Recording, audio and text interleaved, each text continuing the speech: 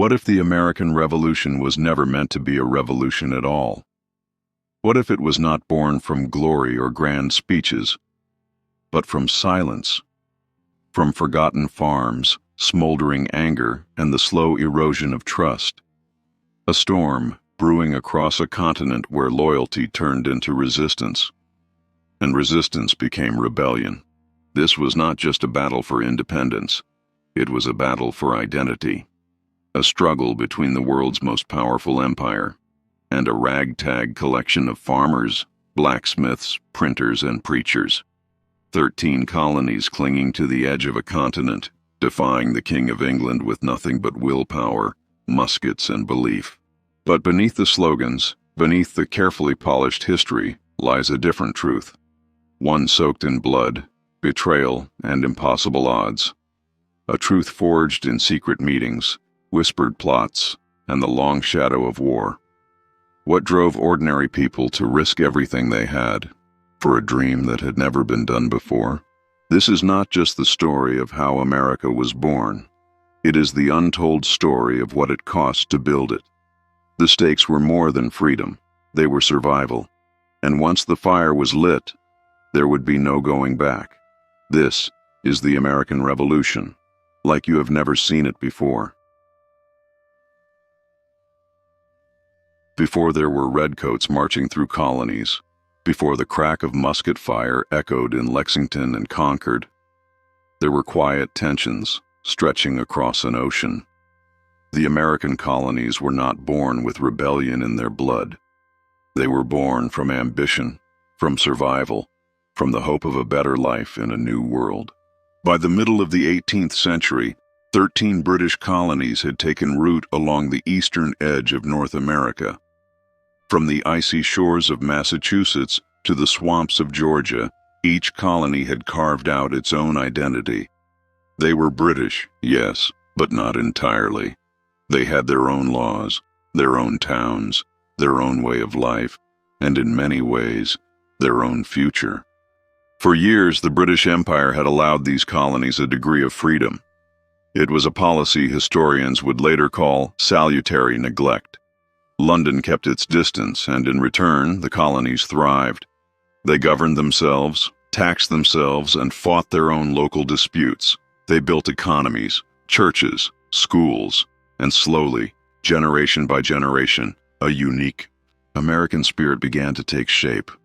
Rugged, independent, self-reliant. But empires do not stay still forever.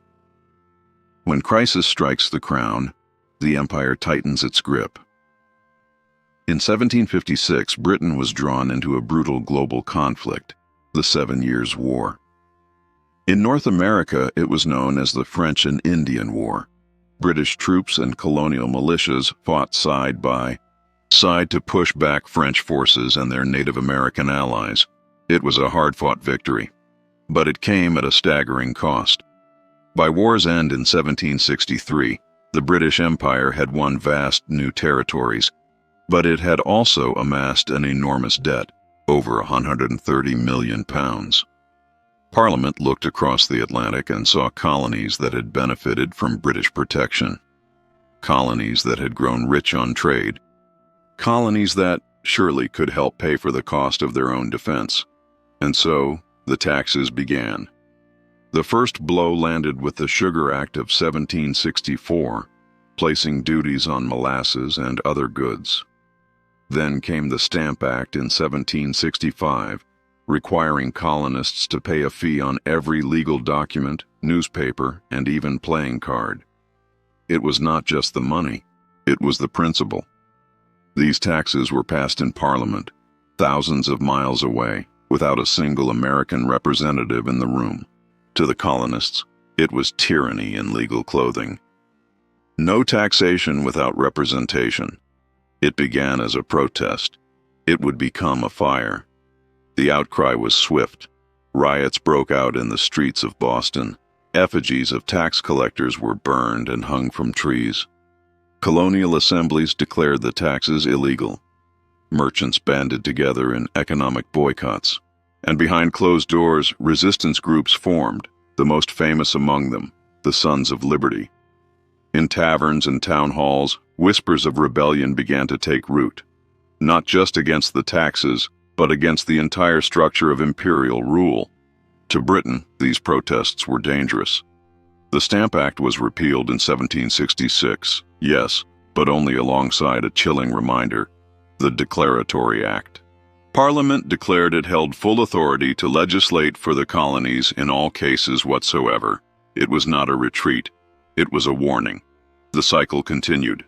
In 1767, the Townshend Acts slapped duties on imports like glass, lead, and tea.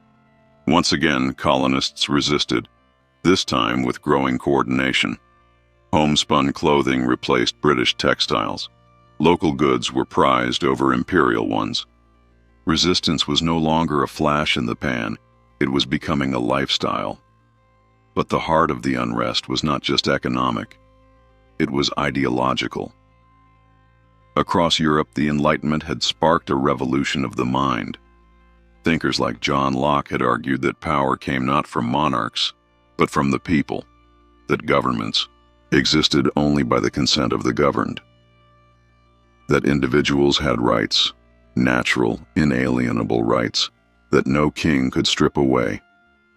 In the colonies, these ideas found fertile ground. Pamphlets circulated, debates flourished. Liberty, once a word reserved for philosophers, was becoming a call to arms. Still, even now, most colonists did not dream of independence. They wanted fairness, equality under the British Constitution, a voice in the laws that governed them. But Britain had no interest in compromise, and the pressure was about to explode. By the early 1770s, the American colonies were walking a razor's edge. Each new act from London was not just a law, it was a test, a provocation, a signal that the Crown no longer saw the colonies as partners, but as property. And in Boston, the fire would finally catch. In 1770, British soldiers fired on a crowd of colonists during a tense confrontation. 5 civilians were killed. The British called it a tragic accident. The colonists called it murder. The Boston Massacre, as it came to be known, was more than a clash. It was a symbol. Paul Revere's famous engraving, showing redcoats firing into an unarmed crowd, spread across the colonies like a spark across dry grass. The message was clear. The empire was now willing to kill its own to keep them in line. Even so, many colonists still hoped peace was possible. But Parliament had other plans. In 1773, the Crown granted the British East India Company a monopoly on tea sales to the colonies. The Tea Act was not just about commerce, it was a trap, a way to force colonists to accept Parliament's right to tax them by making their tea cheaper than smuggled Dutch tea. Cheaper, yes, but not free. To the British, it was a clever solution. To the colonists, it was an insult, and in Boston, insult turned to action. On the night of December 16, 1773, as darkness blanketed the harbor, a group of men disguised as Mohawk Indians boarded British ships. They moved in silence. One by one, they hoisted wooden chests of tea onto the deck, split them open, and dumped over $90,000 pounds of tea into the icy water below. It was not theft, it was protest, deliberate, targeted, defiant. The Boston Tea Party stunned the empire. In London, outrage turned into fury. Parliament struck back with the coercive acts, laws designed to make Boston kneel. The port was closed, trade collapsed. The Massachusetts Charter was revoked. British soldiers were given more power than ever, now legally quartered in colonial homes. The colonists called them the Intolerable Acts. But rather than crush rebellion, they ignited unity. For the first time, 13 separate colonies began to act like one. In September 1774, delegates from every colony except Georgia met in Philadelphia. It was a gathering unlike anything before. Merchants, farmers, lawyers, radicals, conservatives, all under one roof, facing the same question: What now? This was the First Continental Congress, and its decisions would echo through history. They agreed to boycott British goods. They urged each colony to prepare its militia. And they issued a Declaration of Rights and Grievances, not as revolutionaries but as loyal British subjects pleading for justice. But across the Atlantic, the king had already made up his mind. To King George III, the colonies were in open rebellion. Their petitions were ignored, their voices dismissed. The crown prepared for war. Still, even now, the idea of full independence remained unthinkable to most. These were people who had grown up toasting the king's health. They saw themselves as loyal Englishmen. Rebellion was not a goal. It was a tragedy slowly becoming inevitable. But on the ground, change was already in motion. Ordinary citizens were becoming soldiers, militias trained in secret fields, powder and musket balls were hidden in barns, towns organized night watches, men who had never seen a battlefield began drilling for a war they prayed would never come. Yet that war was coming faster than anyone realized. Underneath the politics, underneath the petitions and debates, lay a growing belief that the colonies were no longer part of Britain's future, that they were something else, something new. A people not just governed, but united, not just angry, but awakened. And when the next confrontation came, it would not be solved with speeches. It would be decided with blood. Before the first official shot of the American Revolution was ever fired, the colonies had already begun to tremble. Across the countryside, there was an eerie quiet, like the final breath before a storm. Men sharpened blades, mended flintlocks, and watched the roads. The tension was not imagined. It was real, palpable, a powder keg waiting for a single spark.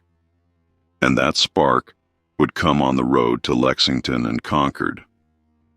In early 1775, British General Thomas Gage, now the military governor of Massachusetts, received secret orders from London.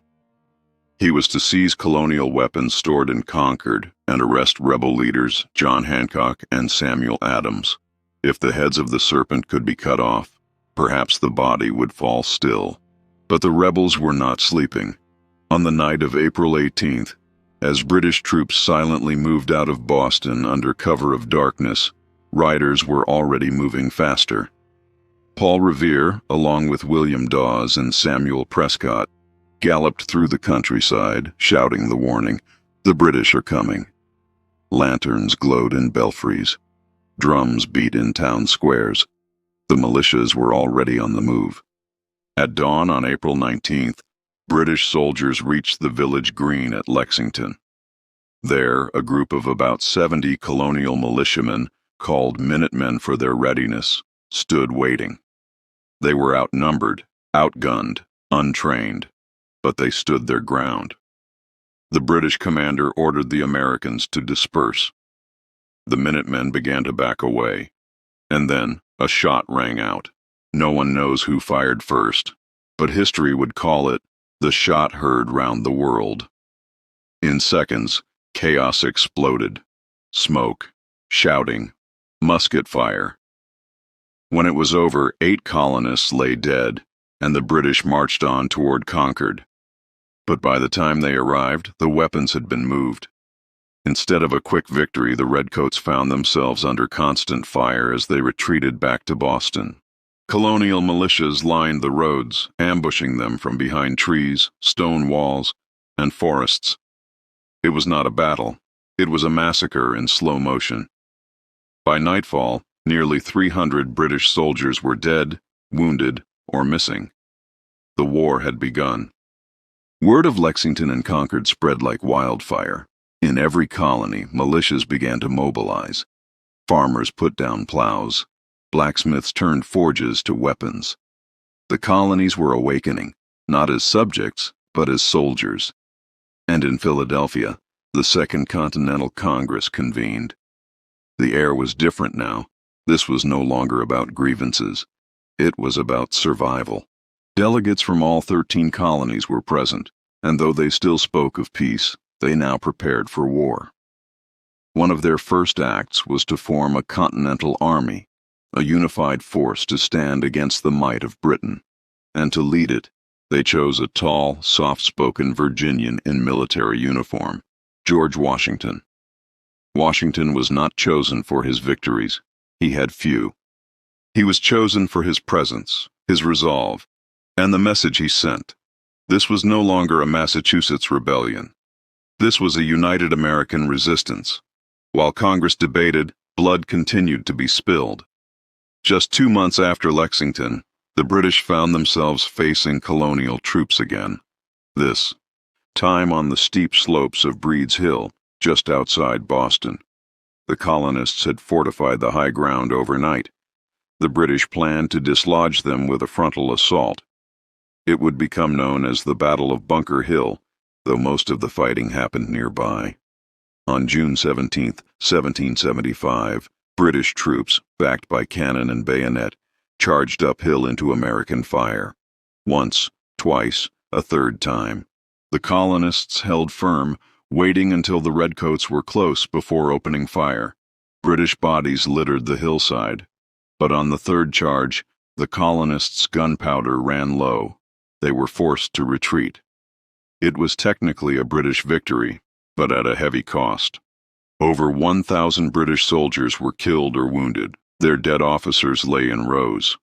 The colonists had proven they could fight, and that victory for the Empire would not come easily. This was no longer a protest.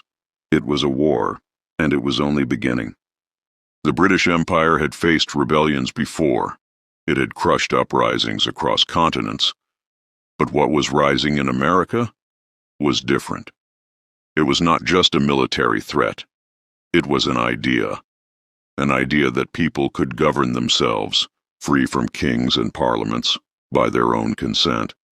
And in the summer of 1775, that idea began to take shape through fire and steel. While the British held the city of Boston under siege, colonial militias surrounded it in a tightening ring. The standoff dragged into months. Civilians fled. Supplies ran low. But neither side was ready to back down. George Washington arrived in July to take command of the Continental Army. What he found was less an army and more a collection of militias, undisciplined, underfed, and woefully undersupplied. Yet what they lacked in training, they made up for in resolve.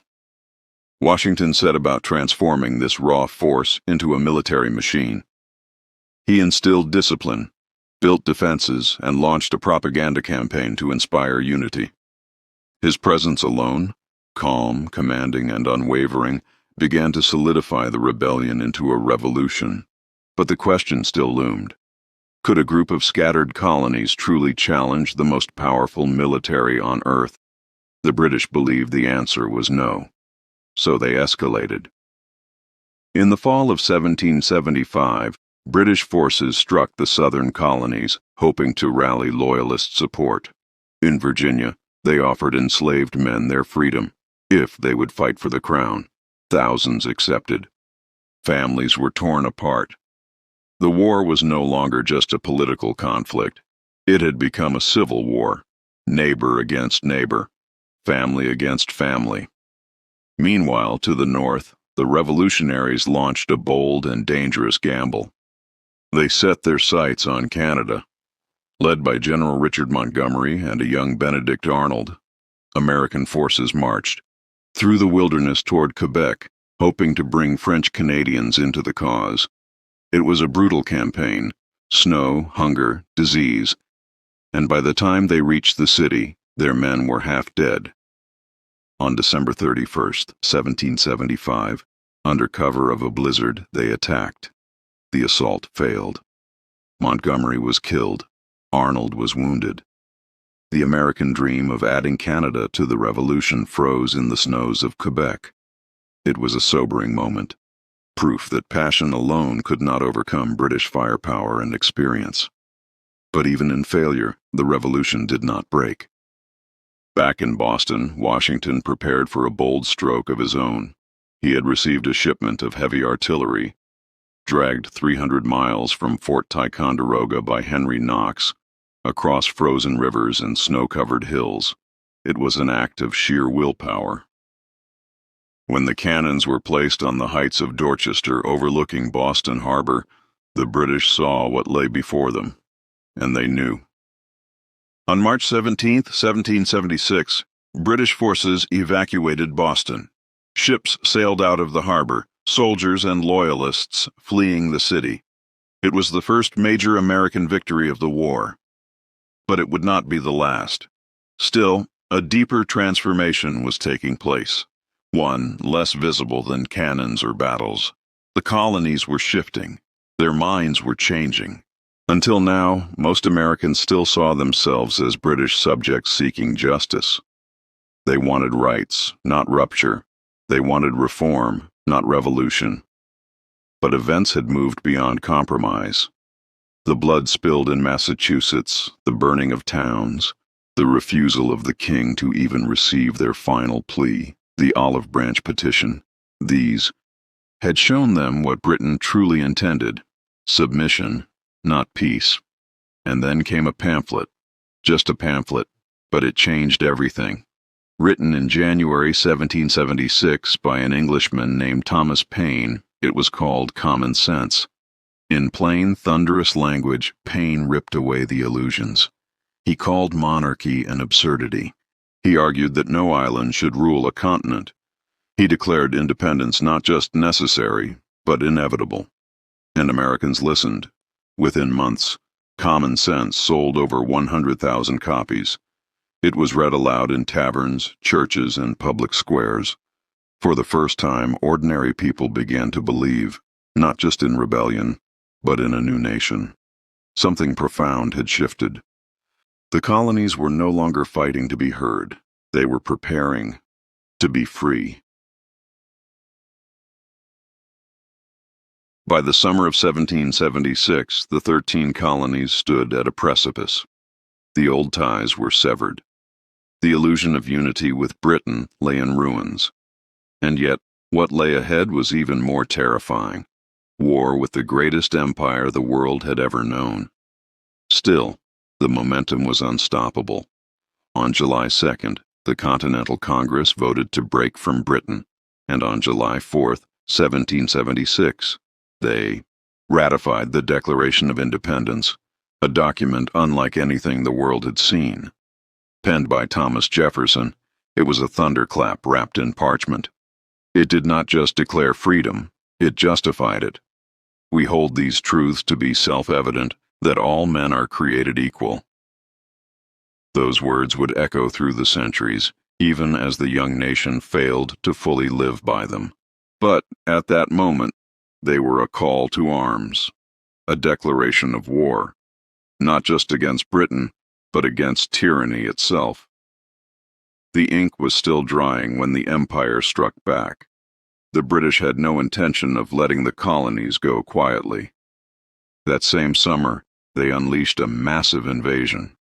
More than 32,000 troops, including Hessians, elite German, mercenaries, arrived in New York Harbor, their ships darkening the horizon like a swarm of locusts. They came with one message: surrender or be destroyed. General Washington now faced the most critical test of his life. His army was untested, poorly trained, poorly equipped. Many of his men had never fired a musket in battle, but he knew New York was vital, strategically and symbolically. If the British took it, they could split the colonies and crush the rebellion. So Washington prepared to defend the city, even knowing the odds were impossible. The British attacked swiftly. On August 27, 1776, the Battle of Long Island began. British forces flanked the Americans under cover of night.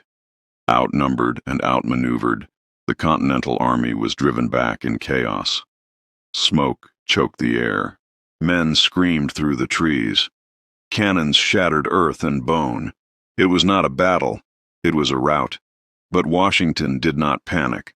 Under the cover of fog and darkness, He pulled off one of the most daring retreats in military history. Quietly, silently, he evacuated his entire army across the East River, boats slipping past British warships in the dead of night. When the sun rose, the British found empty trenches. Washington had vanished. It was not victory, but it was survival. Over the next few months, the British chased the Americans across New York and into New Jersey. Each step felt like the end. Morale plummeted. Troops deserted. Congress fled Philadelphia in fear. The revolution, it seemed, was dying. One British officer wrote home, convinced it was over. "The rebels are broken," he said. "They cannot stand much longer." But Washington knew something they did not. He knew the war would not be won with perfect battles, but with perseverance. And then, in the freezing heart of winter, with his army reduced to rags and wrapped in frostbite, Washington made a decision that would turn the tide. He would not wait. He would strike. On Christmas night, 1776, while the British and their Hessian allies celebrated in warmth and drink, Washington's army crossed the ice-choked Delaware River. The cold was unbearable. The wind lashed their faces. Some men marched barefoot, leaving blood in the snow. But still, they came. On the morning of December 26th, the Continental Army descended upon Trenton, New Jersey. The Hessians were caught completely off guard. In less than an hour, the battle was over. Over 900 enemy soldiers captured. A stunning, clean victory. American losses? Just 2 men, dead not from bullets but from the cold. It was not just a win. It was hope. Days later, Washington struck again, this time at Princeton, using a feint to lure British troops before turning back and striking with surprise. These victories were small in scale, but in spirit they were enormous. The myth of British invincibility had been shattered. And Washington, once viewed with doubt, had become the beating heart of the revolution. The war was far from over, but for the first time Americans believed they could win it. The tide was beginning to turn. By 1777, the war had entered a brutal rhythm: march, skirmish, retreat, regroup. The colonies were still reeling from defeat after defeat. But beneath the surface, something had shifted. This was no longer a rebellion clinging to survival. It was becoming a true war for independence, with strategy, alliances, and a vision of something greater. But visions alone do not win wars. As Washington's army limped into Valley Forge during the winter of 1777, their condition was harrowing. Nearly 12,000 men arrived. Half would be dead or unfit to fight by spring. Hunger gnawed at their ribs. Disease swept through tents. Shoes disintegrated in snow. But here, in the freezing silence, America's army was forged. Under the guidance of Baron Friedrich von Steuben, a Prussian officer with a commanding presence and a foul mouth, the Continental Army was transformed.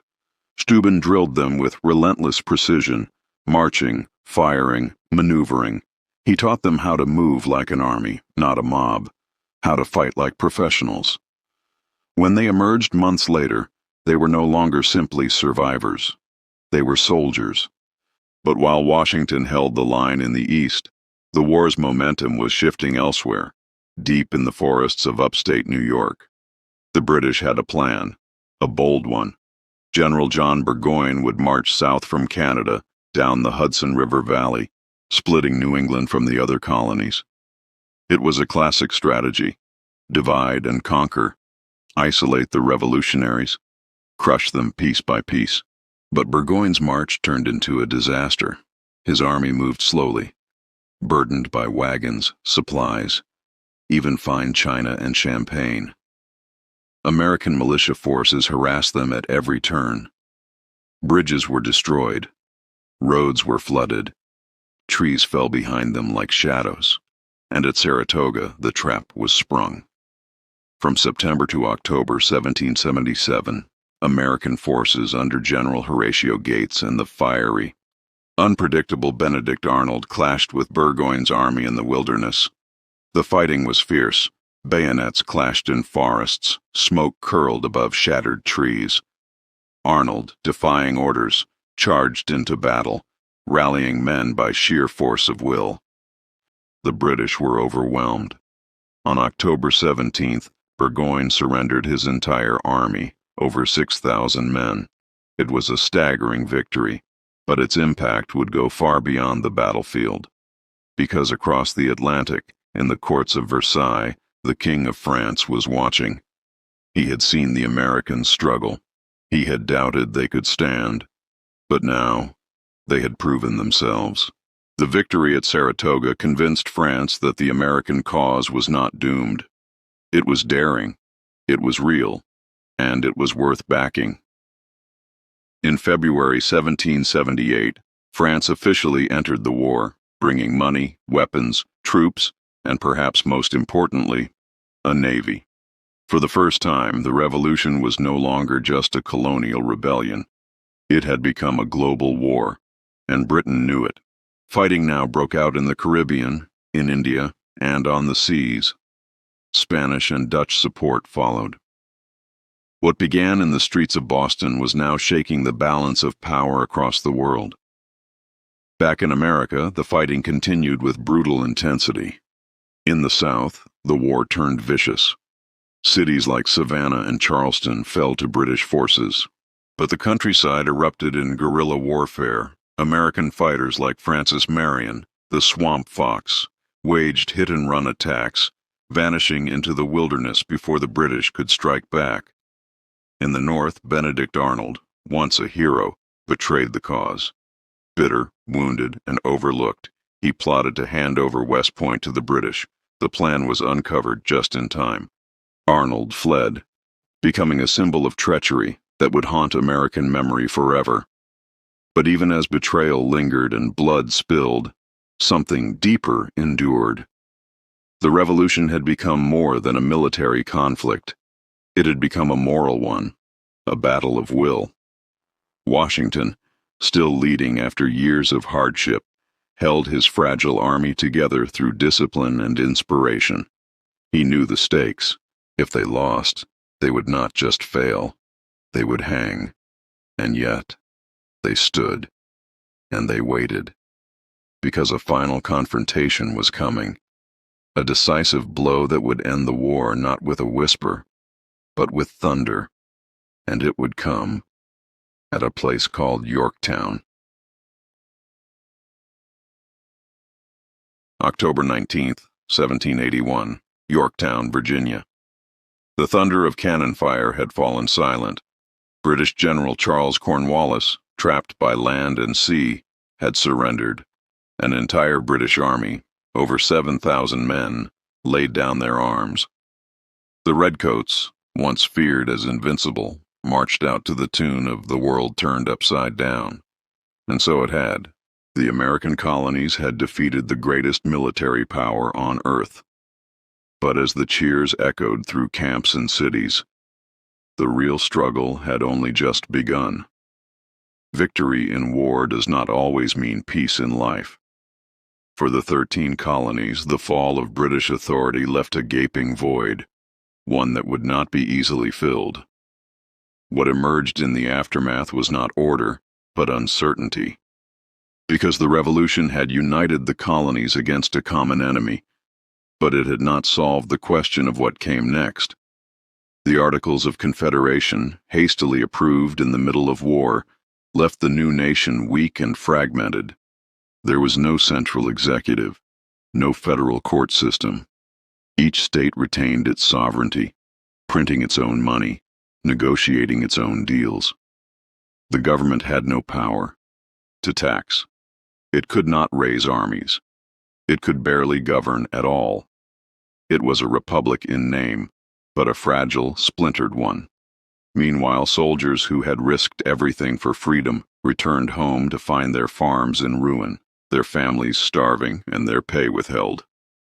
The new Congress had no money. Promises made in the heat of battle began to dissolve in the cold reality of politics. Frustration simmered. then boiled.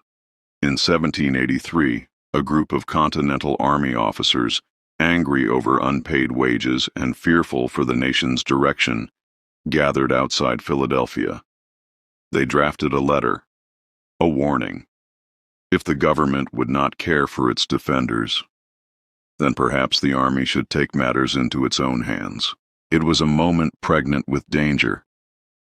The revolution, born in resistance to tyranny, now teetered on the edge of a military coup. And then, George Washington stepped into the room. He stood before the officers, their eyes hard, their patience thin. He did not raise his voice. He did not threaten. Instead, he reached into his coat pocket and pulled out a pair of glasses. Slowly, he put them on. "You will forgive me," he said quietly, "for I have grown not only gray, but nearly blind in the service of my country." The room fell silent. In that moment, Washington reminded them all of what they had fought for.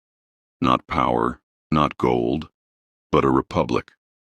A nation of laws, not men. The officers relented.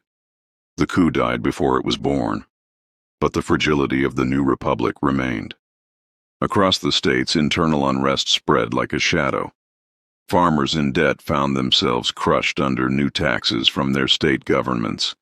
The very freedom they had bled for now felt like a cage. And in Massachusetts, the spark finally lit the powder. In 1786, Daniel Shays, a former Continental Army captain, led over 1,000 men in armed rebellion. They shut down courthouses. They marched on armories. They demanded relief from debts and justice in a system that seemed to forget their sacrifices. The rebellion shocked the young nation. These were not British loyalists. These were veterans, patriots. And now they were rising against the very government they had created. Shays' rebellion was eventually crushed. But the message was clear. The foundation of the United States was cracking beneath its own weight. The Articles of Confederation had failed. Something stronger, more unified, was needed, or the revolution itself would devour its children. The war had ended. But the struggle for the soul of the nation had only just begun. The revolution had been won, but building a nation proved far more complicated than breaking one apart. The collapse of British authority had left a vacuum.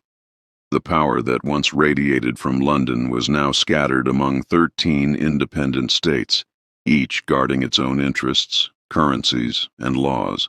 What united them was fragile. What divided them was real. By the late 1780s, the experiment of the Articles of Confederation was unraveling.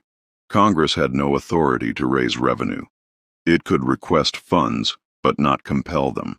States ignored its resolutions. Trade disputes flared between neighbors. Border conflicts brewed like thunderstorms on the horizon. In the absence of a strong central government, chaos did not just loom, it crept into daily life. Inflation soared. Foreign creditors demanded payment. Britain refused to evacuate its forts on American soil. Spain closed the Mississippi River to American trade. The young republic, barely a decade old, was being treated not as a nation, but as a collection of bickering provinces. And the people felt it. In city squares and rural fields, the cries grew louder. Soldiers unpaid, farmers imprisoned for debt, veterans forgotten. Those who had fought for liberty began to wonder whether they had traded one tyranny for another. Less foreign, but just as indifferent. The rebellion in Massachusetts had been crushed, but its spirit remained. The cry of Shays' men, justice, fairness, dignity, echoed through the countryside. Something had to change. So, in 1787, a group of delegates gathered once more in Philadelphia. Their mission at first was to revise the Articles, to patch the holes. But within weeks, it became clear. The old system could not be saved. They would not revise. They would rebuild. Behind closed doors, under tight security, the Constitutional Convention began. It was a meeting of minds and tempers, brilliant, combative, visionary. Men like James Madison, Alexander Hamilton, and Benjamin Franklin debated fiercely. They clashed over representation, power, the balance between freedom and control. There were moments it nearly collapsed. States wanted influence based on population. Small states demanded equal say. Slavery, though unspoken by name, haunted every discussion. The question of whether a man in chains could be counted as part of a democracy tore at the heart of the proceedings. But compromise, painful, flawed, and necessary, won out. A House of Representatives, based on population. A Senate with equal votes per state. An executive branch to lead. A judiciary to interpret. A system of checks and balances designed to prevent the very tyranny they had fought to escape. And most importantly, the power of the people. When the final draft was completed, many still doubted. Franklin, now old and weary, was asked what kind of government they had created. He replied simply, "A republic, if you can keep it." The new Constitution was not immediately embraced. It sparked fierce debate across the states. Supporters, known as Federalists, argued for strength and unity. Opponents, the Anti-Federalists, feared a return to centralized tyranny. They demanded protections, guarantees of individual liberty. And so came the Bill of Rights, 10 amendments that would become sacred in American life. The right to speak freely, to bear arms, to worship, to assemble, to be protected from unlawful searches, from cruel punishment, from the hand of unchecked power. These were not afterthoughts. They were the very soul of the Revolution, finally given form in ink and parchment. In 1789, the Constitution was ratified. George Washington, reluctantly pulled from retirement, became the first president of the United States. A man who had refused a crown, now led a republic. The war had taken years. The peace had taken longer. And yet, the revolution was not truly over, because revolutions do not end with treaties. They live on in courts and ballots, in classrooms and protests. They echo in each generation's struggle to define freedom, to expand it, to defend it. The American Revolution left behind more than borders. It left behind questions, promises, a nation still unfinished, still arguing, still dreaming. A republic, if you can keep it. The American Revolution did not merely redraw borders, it rewrote the meaning of freedom. What began as a dispute over taxes and representation became something far more profound. A war fought not just with muskets and cannon, but with principles, with the radical idea that power comes not from bloodlines or monarchs, but from the consent of the governed. The echoes of that idea traveled far beyond the 13 colonies.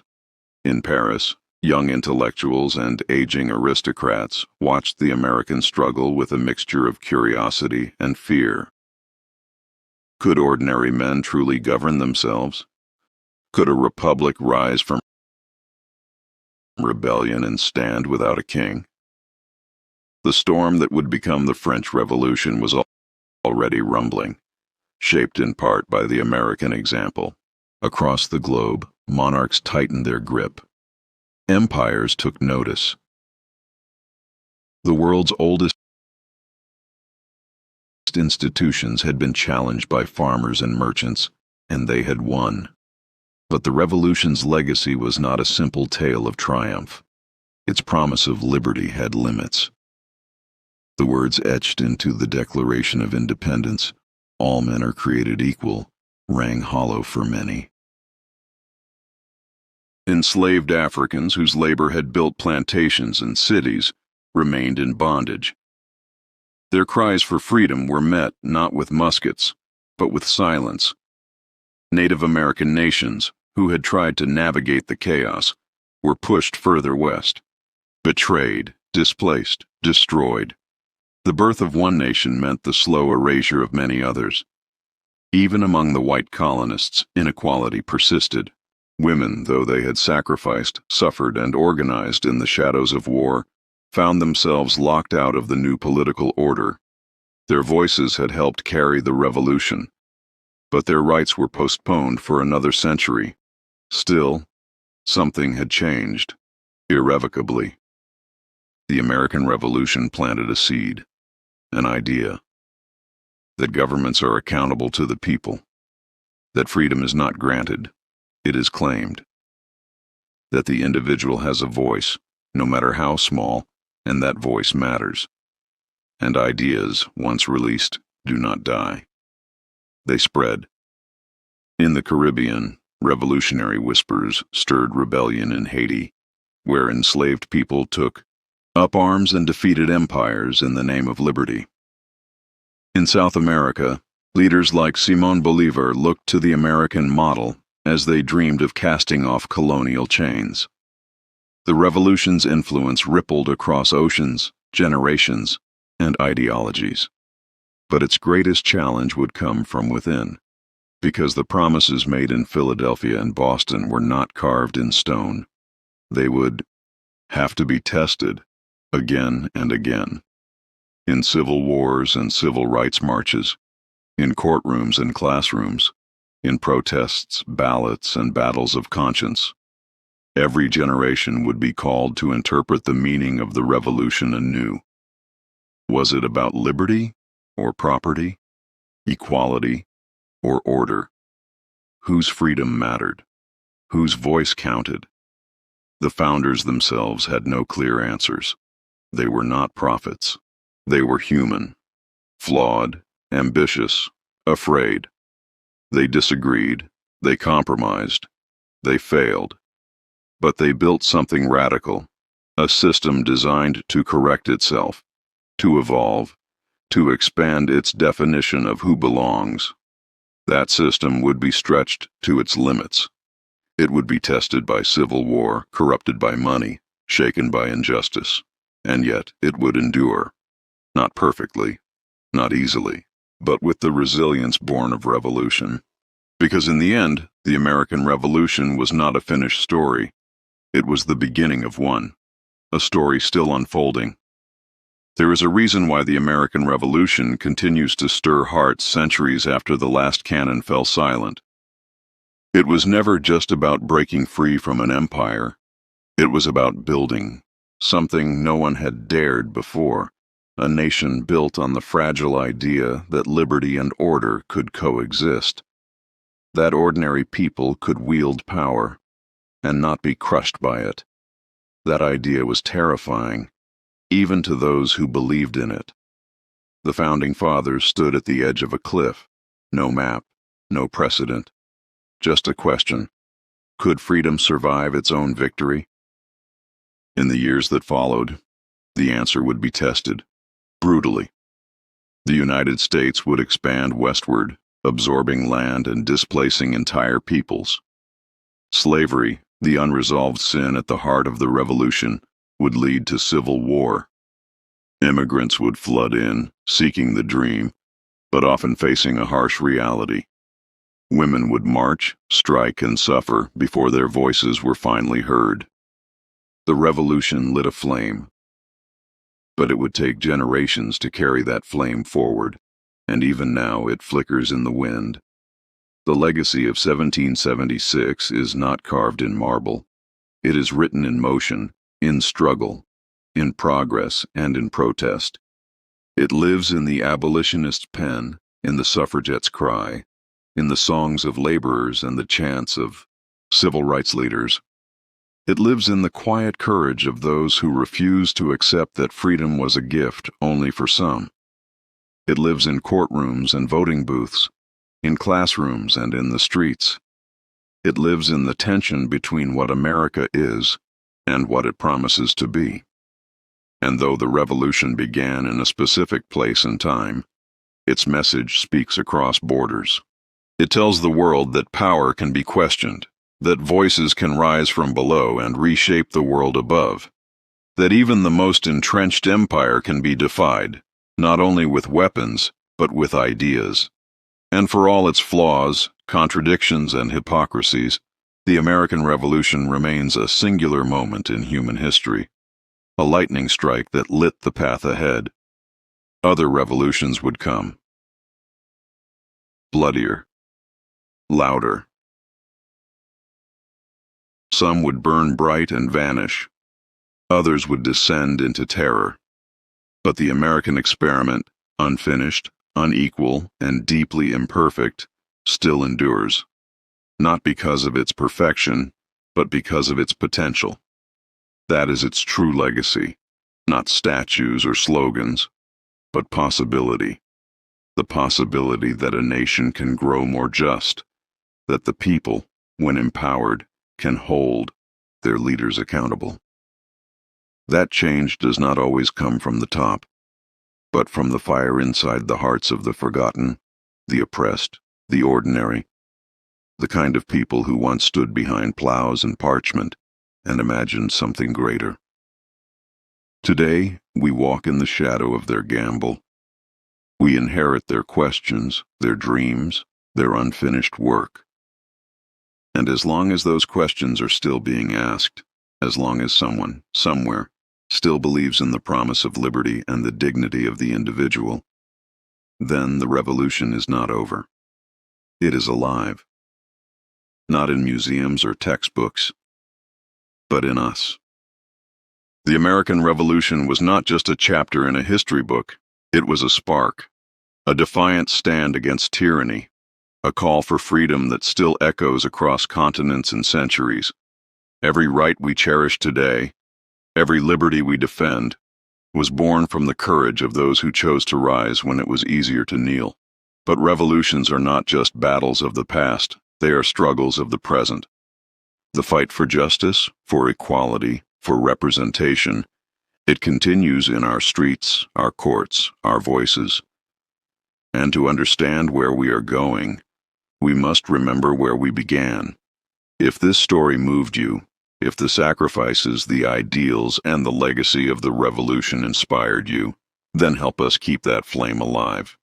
Like this video, share it with someone who still believes in the power of freedom, and subscribe, so together we can uncover more stories that shape the world we live in. Because history is not dead. It is not silent. It speaks, if we choose to listen. And you, by being here, are now part of that legacy. Let the revolution live on.